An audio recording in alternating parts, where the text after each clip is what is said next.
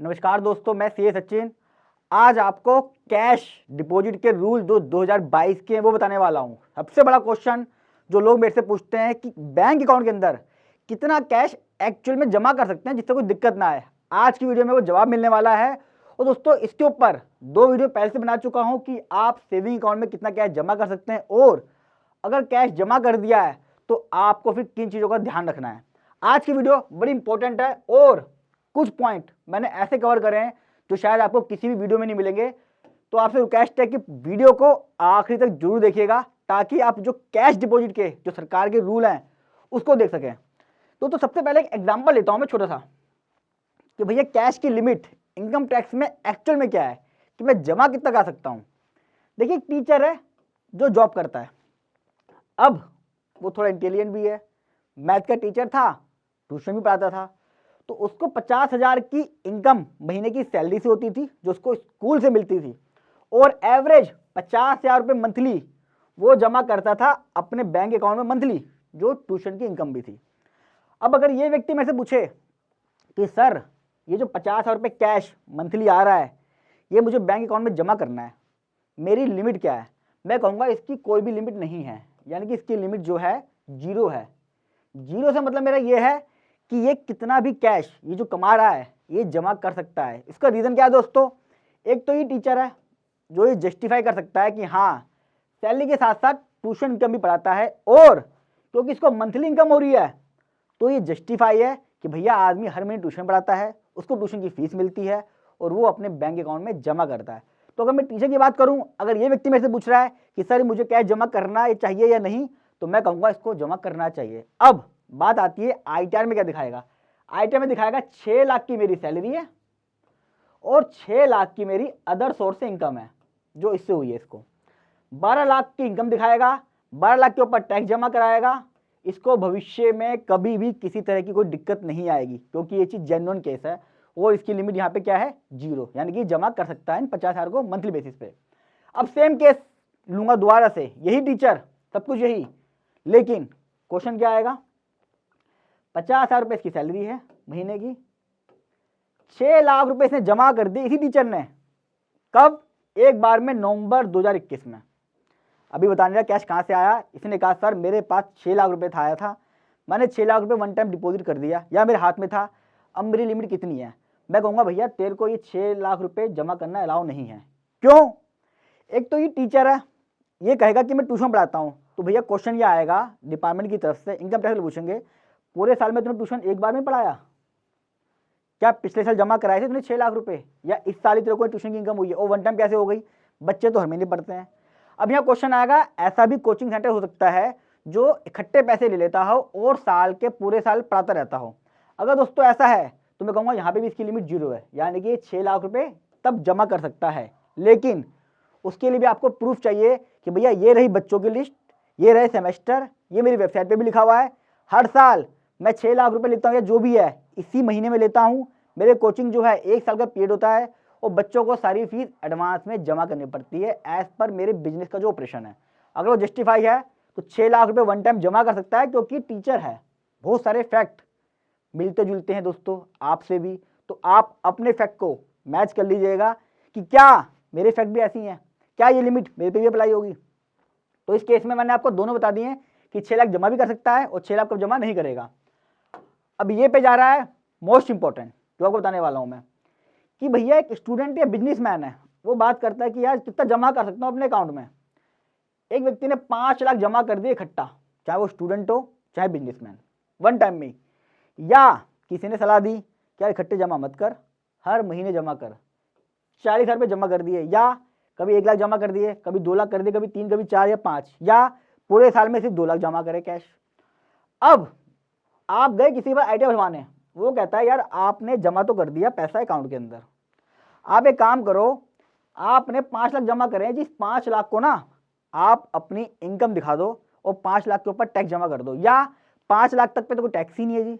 मान लीजिए किसी के दिमाग में आया कि उसके फादर हैं, उनकी कोई इनकम टैक्स रिटर्न नहीं जाती है और उनके पास कोई टैक्सेबल इनकम भी नहीं है, तो उनके अकाउंट में 50,000 में 5 लाख रुपये जमा कर दिए और 5 लाख की आइटम भर दी, 5 लाख पे मेरा नील का टैक्स है, तो क्या ये सही है? या 40,000 रुपये महीने जमा कर रहा हूँ, 12 चौके 48, 4,80,000 हो गई। या मैंने 4 लाख करके 3 बार जमा कर दिए, 12 लाख रुपए हो गए। अब इस 12 लाख रुपए के ऊपर मैं टैक्स जमा करना चाहता हूँ। कहना मतलब ये है कि अगर मेरे पास जैसे चार्टर्ड अकाउंटेंट 1 करोड़ रुपया कैश आता है और मैं उसको अपने बैंक अकाउंट में जमा कर देता हूँ और मैं कहता हूँ कि भैया मैं इसके ऊपर 30% का टैक्स भी दूंगा, सरचार्ज भी दूंगा, सैलरी दूंगा, क्या ये सही है या गलत? दोस्तों पूरी तरीके से गलत है ये थ्योरी। आप चाह के भी, इसलिए मैं इसको रेड में करा हुआ है कि सबसे इंपॉर्टेंट पॉइंट यही है। सबसे ज़्यादा केस मेरे इसी चीज़ के आते हैं कि भैया बैंक के अंदर कैश जमा कर देते हैं लोग और उसको अपनी आइटम में दिखा के ये बोलते हैं कि मेरा ये कैश इनकम थी। भाई मैं क्यों नहीं दिखा सकता? मैंने कैश में कमाई करी, क्या दिक्कत है? मैं टैक्स पे कर रहा हूँ तब भी दिक्कत है डिपार्टमेंट को। सबसे बड़ा क्वेश्चन यही आता है दोस्तों, तब भी आपको सोर्स बताना पड़ेगा। अगर मैंने 1 करोड़ रुपया जमा कराया बैंक अकाउंट में और सरकार को उसके ऊपर 45 लाख रुपए का टैक्स भी पे कर दिया है, मैं कह रहा हूँ कि 45 का टैक्स ले ले, 55 लाख मेरा है, तब भी सरकार बोलेगी ये गलत है। आपको 1 करोड़ का सोर्स बताना पड़ेगा, मेरे पास 1 करोड़ आया कहाँ से। अब वो सोर्स क्या होगा, थोड़ा सा आपको हिंट देता हूँ। फैक्ट आप अपने मैच कर सकते हैं अपने हिसाब से, और थोड़ा सा देख लीजिएगा। अभी बड़ा इंपॉर्टेंट पॉइंट है, जो पेज है इससे आपकी जिस तरह की भी क्वेरी होगी वो सॉल्व हो जाएगी। आप कहते हैं मेरी बिजनेस रिसिप्ट है। भैया अगर बिजनेस रिसिप्ट है यानी कि मैंने 1 करोड़ जमा कराया, मैं कह रहा हूँ मैं बिजनेस करता हूँ जी, तो पूछेगा अच्छा ठीक है जी आपने सेल करी है, इसकी परचेज भी तो होगी, परचेज दिखाइए। यहाँ पे आदमी फंस जाता है। आप कहते हो परचेज मेरी कैश में। अब दिक्कत क्या आती है, मैंने 1 करोड़ जमा कराया है, वो कह रहा है मेरी इनकम है, 45 लाख का टैक्स भी पे कर दिया मैंने। वो बोलेगा भैया तेरी इनकम क्या आती है, तेरा खर्चा क्या होता है उसके ऊपर, वो तो बता। खर्चा तो कोई है ही नहीं, अगर खर्चा था तो इसका मतलब मेरा कैश ज़्यादा भी था, वो भी देखना पड़ेगा। मैं कहता हूँ जी हाँ मेरी 2 करोड़ की कैश आया था, 1 करोड़ का खर्चा होगा, 1 करोड़ प्रॉफिट बचा, तो भैया 1 करोड़ जो खर्चा हुआ उसके बिल कहाँ है, परचेज के बिल बताओ।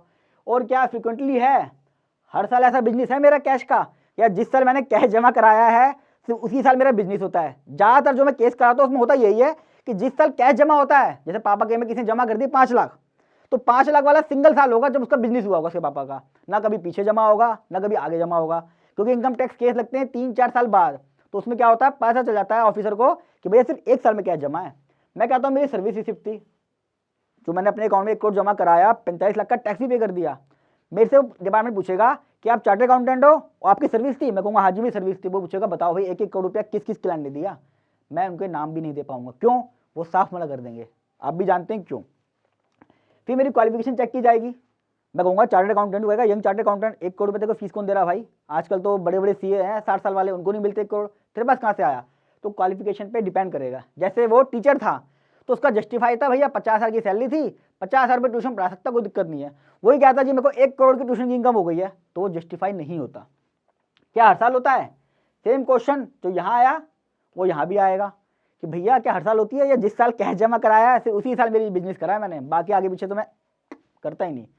एग्रीकल्चर इनकम, इसके ऊपर मैंने बुधवार को वीडियो अपलोड करी थी, देख लीजिएगा किस तरह लोग टैक्स फ्री होती है एग्रीकल्चर इनकम, कैश जमा करते हैं और जो आइटम भरवाते हैं कहते दिखा दे यार टैक्स भी लगेगा और एग्रीकल्चर इनकम भी दिखा सकते हैं। तो पूछेगा आपके पास लैंड थी नहीं थी, कुछ खर्चा हुआ है एग्रीकल्चर का, या जिस साल भैया कैश जमा कराया है उसी साल एग्रीकल्चर इनकम हुई है।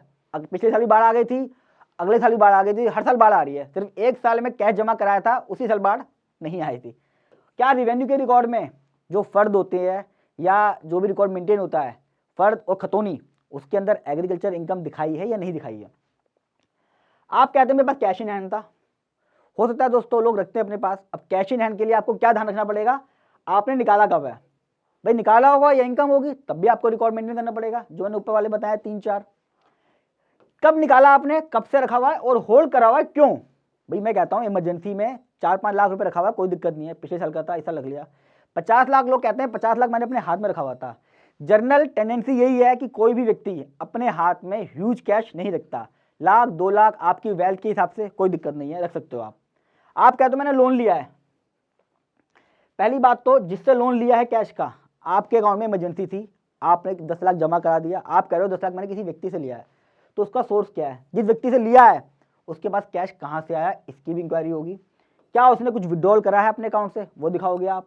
क्या उसकी वेल्थ थी, जिस व्यक्ति से आप 10 लाख ले रहे हो वो अपनी कभी आईटीआर ही नहीं भरता, या आईटीआर भरता है तो 2.5 लाख की भर रहा है नील की, तो भैया 2.5 लाख वाला व्यक्ति आपको 10 लाख कैसे देगा, डिपार्टमेंट उसको एक्सेप्ट नहीं करता। और वैसे भी दोस्तों लोन के अंदर 19,999 ही अलाउ है, यानी कि मैं इधर हो गया हूं ताकि आपको थोड़ा पढ़ने में हेल्प मिल जाए। 20,000 और उससे ऊपर का आप किसी भी व्यक्ति से कैश में लोन ना ले सकते हैं ना दे सकते हैं, इसी का ध्यान रखिएगा। इसके ऊपर वीडियो बनाई है मैंने, जो 2 दिखाई है ना, उसमें काफ़ी अच्छा एक्सप्लेन करा है इस मैटर को। आप कहते हो मेरी फैमिली वालों ने दिया है, ब्लड रिलेशन में, यानी कि बेटे को जरूरत थी कैश की, पापा से ले लिया, मम्मी से ले लिया, बैंक अकाउंट में जमा करा दिया। तो क्वेश्चन आता है भैया मदर फादर से लिया कोई दिक्कत नहीं है, मदर से लिया है, आपने चेक से क्यों नहीं लिया? और जो ऊपर वाली कंडीशन है, उनका सोर्स क्या है, उन्होंने विड्रॉल कब करा है, क्या उनकी इतनी वेल्थ थी नहीं थी, ये चीज़ें भी चेक की जाती हैं जब वो फैमिली से लेते हैं। ये मैं इसलिए कह रहा हूँ कि कई बार केस खराब हो जाते हैं और मेरे पास आते हैं तो लोग तरह तरह की theory already income tax department को जमा कर चुके होते हैं। बड़ी दिक्कत आती है हमें कि जब इस तरह की थ्योरी कोई भी उल्टी सीधी बना के पूछ पाछ के गूगल पढ़ के लोग जमा कर देते हैं। एक है प्रॉपर्टी सोल्ड का, कम से कम 70% केस ये वाले होते हैं। लोगों को पता नहीं होता, प्रॉपर्टी में जो 2 नंबर का कैश आता है वो जमा कर देते हैं। अब दोस्तों 2 नंबर का जो मैंने कैश जमा करा है वो रजिस्ट्री में तो होता नहीं है, जब रजिस्ट्री में नहीं होता तो उस कैश को इलीगल माना जाता है, यानी कि 2 नंबर की इनकम मानी जाती है और उसके ऊपर 75% का टैक्स लगता है। और अगर रजिस्ट्री में है तो दोस्तों वो भी 19,999 का अलाउ है, यानी कि आउट ऑफ रजिस्ट्री तो अलाउ ही नहीं है, लेकिन रजिस्ट्री में भी कैश लिखा हुआ है। एक प्रॉपर्टी 10 लाख की है जिसमें 5 लाख कैश आया है और 5 लाख का चेक आया है, वो 5 लाख अपने अपने बैंक अकाउंट में जमा कर दिए। अब आप कहोगे सोर्स क्लियर है, रजिस्ट्री में आया हुआ तो क्या दिक्कत है, उसकी पेनल्टी अलग है दोस्तों। वहाँ पे भी 20,000 और 20,000 से ऊपर का कैश आप प्रॉपर्टी में नहीं ले सकते हो। इसके ऊपर भी वीडियो बना रखी है, डिस्क्रिप्शन बॉक्स में उसका लिंक है, आप इस वीडियो के बाद उसको जरूर देख लीजिएगा। तो दोस्तों अगर आप कैश की लिमिट मेरे से पूछते हैं कि भैया 1 साल में कितना कैश जमा करा दे, कोई दिक्कत नहीं है, तो अगर मैं नट शेल में कहूँगा दोस्तों 1 लाख 2 लाख के लिए कोई पूछता नहीं है, 3-4 लाख में मुझे लगता नहीं कोई ज़्यादा दिक्कत है। लेकिन अगर दिक्कत आ गई, दिक्कत क्या कि नहीं आएगी, आपको जितने भी मैंने पॉइंट बताए इन सब पॉइंटों के लिए तैयार रहना पड़ेगा। आपकी क्वालिफिकेशन, किस साल में कैश करते हो, अगर आपका जेन्युइन बिजनेस है और कैश का ही है तो आपको सारे डॉक्यूमेंट संभाल के रखने पड़ेंगे। दोस्तों अगर आप फर्स्ट टाइम मेरे चैनल पर आ रहे हो तो चैनल को सब्सक्राइब कर लीजिएगा, साथ में बेल आइकन में ऑल नोटिफिकेशन पे क्लिक कर दीजिएगा, ताकि जैसे मैं कोई वीडियो अपलोड करूं आपके पास नोटिफिकेशन आ जाए और आप मेरी कोई वीडियो मिस ना करें। और जितना हो सके इस वीडियो को शेयर कीजिएगा, क्योंकि लोग जाने अनजाने में दोस्तों कैश जमा करा देते हैं और इनकम टैक्स में बड़े परेशान होते हैं, उनको कोई रास्ता ही नहीं मिलता कि कितना कैश जमा कराना है कितना नहीं कराना है। गलत गाइडेंस के चलते उनके इनकम टैक्स में केस लग जाते हैं और वो लोग ITR भी फाइल नहीं करते। दोस्तों जल्द मिलूंगा एक अच्छी वीडियो के साथ, तब तक के लिए नमस्कार।